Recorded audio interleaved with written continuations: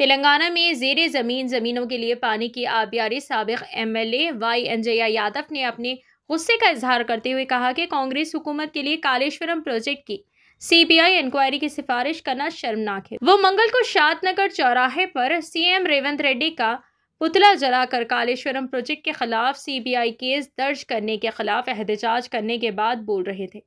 इन्होंने कहा कि कांग्रेस हुकूमत ने कालेश्वरम प्रोजेक्ट पर रियासती हुकूमत की तरफ से पेश की गई घोष कमेटी की रिपोर्ट को नजरअंदाज करके और सिर्फ केसीआर को बदनाम करने के इरादे से कजरवी और साजिशी सियासत का दरवाजा खोल दिया है। इन्होंने कहा कि तेलंगाना खता जो कि मुत्तहिदा रियासत में तमाम शोबों में पसमानदा है, केसीआर के हुक्मरानी में तरक्की की तरफ गमजन हुआ। आइए नाज़रीन देखें हमारे नुमाइंदे शकील अहमद की एक खुसूसी रिपोर्ट। दक्कन न्यूज़ 9 को लाइक करें, शेयर करें और सब्सक्राइब करना ना भूलें।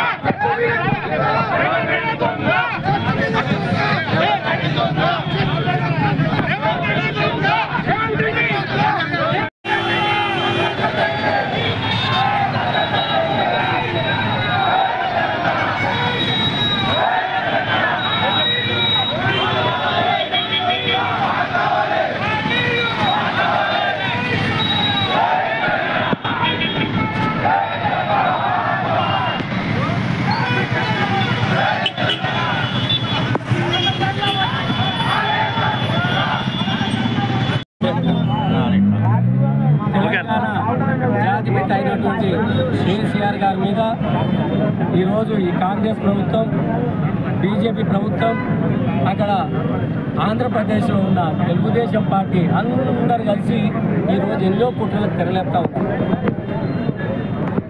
కేసీఆర్ అనే ఒక గొప్ప లీడర్ని, ఒక గొప్ప నాయకుడిని దేశంలో దేశ రాజకీయాల్లో లేకుండా చేస్తే మాకెవ్వరికి ఎలాంటి ఇబ్బంది ఉండదన్న ఉద్దేశంతో ఈరోజు అన్ని వ్యక్తులు, కేంద్ర ప్రభుత్వం కానీ, రాష్ట్ర ప్రభుత్వం కానీ, పక్కనున్న ఆంధ్రప్రదేశ్ ప్రభుత్వం కానీ వీళ్ళందరూ కుమ్మడిగా కూడబలుకొని ఇవాళ కేసీఆర్ గారి ప్రతిష్టను తగ్గించే ప్రయత్నం చేస్తున్నారు.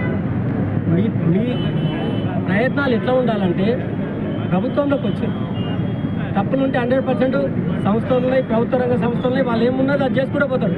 కానీ నువ్వు గ్రామాల్లో యూరియా కోసం ఎంత ఇబ్బంది పడుతున్నావు, ప్రజలు ఎంత ఇబ్బంది పడుతున్నారు, నువ్వు ఎన్నెన్నో హామీలు ఇచ్చినావు. 4000 పెన్షన్ ఇస్తా అని చెప్పినావు, ఏది తులం బంగారం ఇస్తా అని చెప్పినావు, 2005 ఇస్తా అని చెప్పేసి అట్లాంటి హామీలు 420 ఇచ్చినావు. అందులో ఒక 5 హామీలు కూడా నీ సరిగ్గా అమలు చేసే పరిస్థితి లేదు, ఆ 2 హామీలు కూడా అమలు చేసే పరిస్థితి లేదు. ఎక్కడ ఈరోజు రైతులు ఎప్పుడు కూడా ఏ టైం ఏ వర్షం పడితే ఏం చేయాలి, వర్షం పడకపోతే ఎట్లుండాలనే ఆలోచనతో ఆ టైం దాటిపోయిందంటే ఏం చేయలేని పరిస్థితి, రైతులు ఆగమైపోతారు. ఇలా యూరియా కూడా లేని పరిస్థితి తీసుకొచ్చినావు. ఇక్కడ లేకుండా నువ్వు కేరళ రాజకీయానికి పోతావు, బీహార్ పోతావు, ఢిల్లీకి పోతావు, ఏం చేయడానికి పోతావు? ఇక్కడ యూరియా తీసుకొచ్చి పెట్టు, ఇలా ప్రజల ఇబ్బందులను చూసుకో. ఇవన్నీ ఇక్కడ పెట్టేసి ప్రజలన్నా నా మీద బండబూతులు చెప్తున్నారన్న ఉద్దేశంతో మీరు ఏం చేస్తున్నావు అంటే టాపిక్ను డైవర్ట్ చేసి అడ్డమైన మాటలు మాట్లాడిపించేసి ఏదో అసెంబ్లీలో కూర్చొని ఇలా హరీష్ రావు గారు ఒక్కడే ఫుట్బాల్ ఆడితే 10-12 మంది మినిస్టర్లు ఒక్కరు కూడా సరైన ఆన్సర్ లేదు. ఎట్లా హరీష్ రావు గారి మీరు ఏది డిస్టర్బ్ చేయాలి, హరీష్ రావు గారి మీటింగ్ను ఎట్లా డ్యామేజ్ చేయాలి, హరీష్ రావు గారిని ఎట్లా మాట్లాడకుండా చేయాలి అనే ఉద్దేశంతో ఒక హరీష్ రావు రెండు మాట్లాడాలి ఇలా మైక్ కట్ చేస్తారు. మీకు ధైర్యం ఉంటే హరీష్ రావు గారు 2 గంటలు టైం ఇవ్వండి. ఆయన ప్రతి ఏమన్నాడు, ప్రతి పేజీకి నేను జవాబిస్తాను చెప్పి. అట్లా మీరు ధైర్యవంతులు అయితే మీ లోపల తప్పు లేకపోతే ఆయన 2 గంటలు టైం ఇచ్చాను చూడండి. హరీష్ రావు గారు పవర్ ఎంతో మీకు తెలుస్తుంది. 2 గంటల టైం లేకుండా ఉన్న 80 నిమిషాల్లో గంట సేపట్లో ఆయన ఉన్న మినిస్టర్స్ అంతా 5 నిమిషాలకు కూడా అటెండ్ అవుతారు. ప్రతి మాట అటెండ్ అవుతారు. అంటే మైక్ కట్ చేస్తారు. మరి మైక్ కట్ చేసినప్పుడు అసెంబ్లీ ఎందుకు? ఇదే ప్రెస్ మీట్ పెట్టి మాట్లాడండి. అసెంబ్లీ ఎందుకు? దానికోసం మీరు మాట్లాడే అవకాశం ఇచ్చినప్పుడు అసెంబ్లీలో కూడా మీరంతా మాట్లాడారు.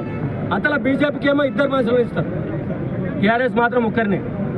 బీజేపీ ఎంతమంది మెంబర్స్ ఉన్నారు, టీఆర్ఎస్ వాళ్ళు ఎంతమంది ఉన్నారు? వాళ్ళకేమో గంటల టైం ఇస్తారు. హరీష్ రావు గారు మాట్లాడే గంట సేపట్లోనే ఇంతమంది అటు తగులుతారు. నువ్వంటే మైక్ కట్ చేస్తారు. మీ తప్పు ఉంది కాబట్టి హరీష్ రావు గారు మొత్తం బయట పెడతారు కాబట్టి మీ బండారం మొత్తం బయట పడతారు కాబట్టి ఇలాంటి ప్రయత్నం చేస్తారు. ఇలాంటి వెకిల్ చేష్టలు బంద్ చేసుకోవాలని కోరుకుంటూ మీ అందరి తెలుసు.